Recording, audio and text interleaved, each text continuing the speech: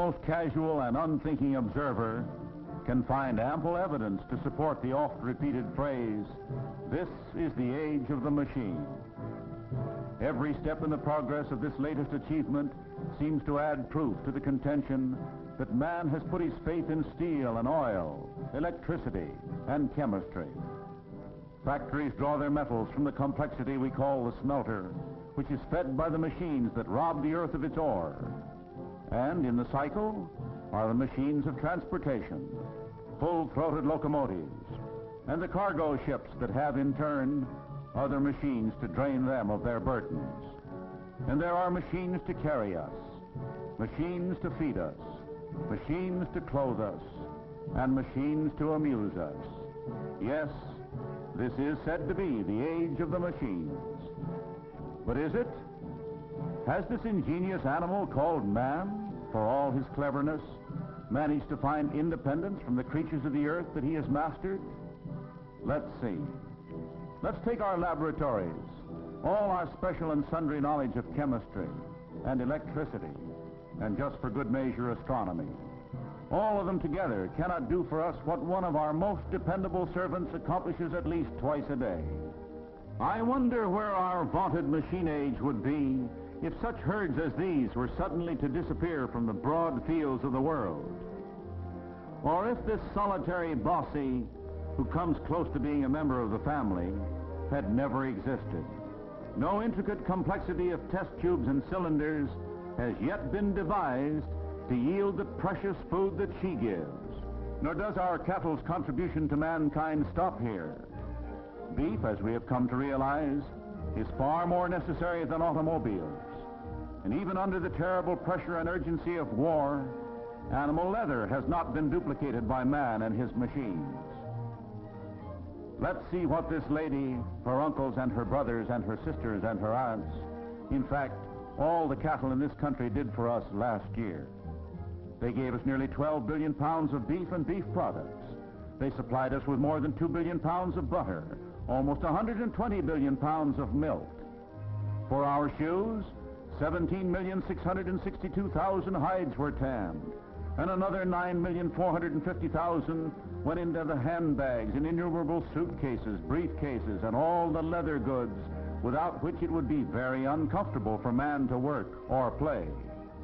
And this intricate and deadly machine of war would have a bark no more ferocious than a puppy dog's, if it were not for the glycerin that one day will come from the fat under this animal's sleek hide.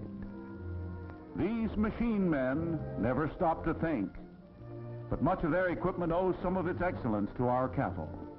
Yes, here are servants upon whom we depend greatly, but there are others equally necessary and equally dependable. Although the sheep has become a symbol of dumb acquiescence to whatever fate decrees, his master, man, would be hard put to resist the ravages of heat and cold were it not for the wool that is so unresistingly contributed. Last year from this country and Australia and other sheep-raising countries, well over 4 billion pounds of wool were clipped for our soldiers and the civilians of the world. And who is that who so joyfully helps the herdsman with the strays? We'll get to him a little later. To the credit of the sheep must be laid a whole machine world, peopled with thousands of workers and acres of looms. Indeed, between the wool and these machines was born the Industrial Revolution that continued as we put more and more of our dependence in greater and more complicated machines.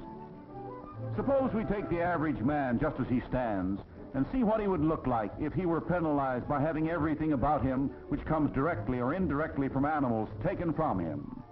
First, his hat. It is made of felt that is made of rabbit hair. No rabbits, no hat.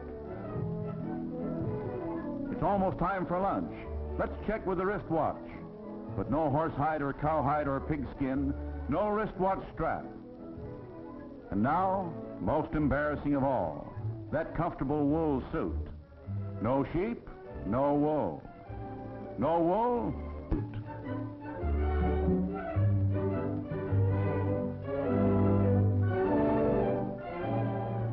And if he seeks to run away, he'll have to go barefooted, for animal leather enables him to have shoes. And that isn't all. We'll save him the embarrassment of pointing out that the cotton in his undergarment couldn't have been cultivated if it weren't for these hard-working plantation animals and animal fertilizer. But of course, we all could wear barrels.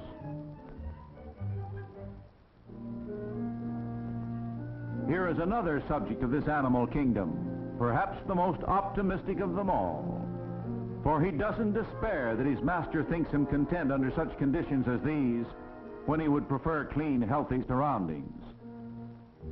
So let's see what this fellow and his good wife do for mankind in return for the mud and far too often improper food they get.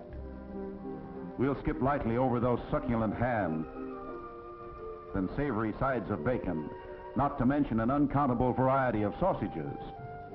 But I wonder what this young woman would do for bristles in her hairbrush if it were not for this young woman. And the string sections of our orchestras. There would be little warmth and color to our music without strings. In the same category, the surgeon would be unable to perform his miracles of modern surgery without his sutures. And who is this? This is no somber servant, but an eager and inquiring one. No matter in what direction his master may guide this youngster's life, it will be one of continuous effort to please. He may know only the monotony of the furrow, dull, hard work in the sun, often with too little water. He may grow up to feel the whip that drives him to endless effort on endless jobs. Or he may learn to know the tight expectancy at the barrier, the tension of the crowd, the heart-bursting effort of the stretch, the thunder of victory that too soon fades into the twilight of old age, perhaps an honorable retirement amidst the scenes of his youth. More often, a forlorn and lowly task. Yes, there are many paths this youngster may take in his life of service to his masters. In the cattle country, he is indispensable. He is much more than an economic necessity to his rider. Our machine age has almost eliminated the horse as a means of transportation. But you can't herd cattle with a jeep. Even our mechanized war, with its motorized equipment of all kinds, has not managed to eliminate the horse, who can die as gallantly and as horribly as any soldier, but never stops trying. The horse is probably one of the most versatile of the animals upon which we depend, but he has a companion that in the estimation of many has placed us even further in his debt: the dog. He has his place in war, both as a belligerent and as an agent of mercy. How closely he is interwoven into the affairs of man might best be illustrated by this fellow. Through the uncanny intelligence and the protection of the seeing eye dog, his blind master has found new opportunities for economic independence. In the far north, the husky and the malamute is a symbol of loyal, inexhaustible endurance. The army has enlisted him for war in the frozen climes, and since men came to these lands, their dependence on the sled dogs is historic. And that collie, rounding up the strays, he is an economic necessity.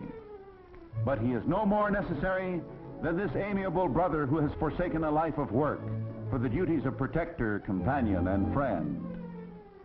Then there is another species of domestic animal which discharges many duties in both our economic and social worlds.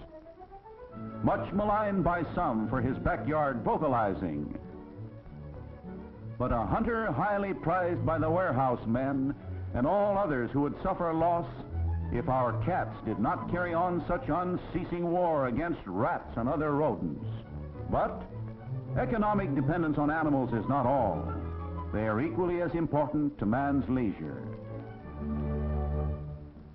Whether it be in the field or simply when there is need for a quiet and unobtrusive companionship, which may not on occasion be quite so unobtrusive as it is enthusiastic.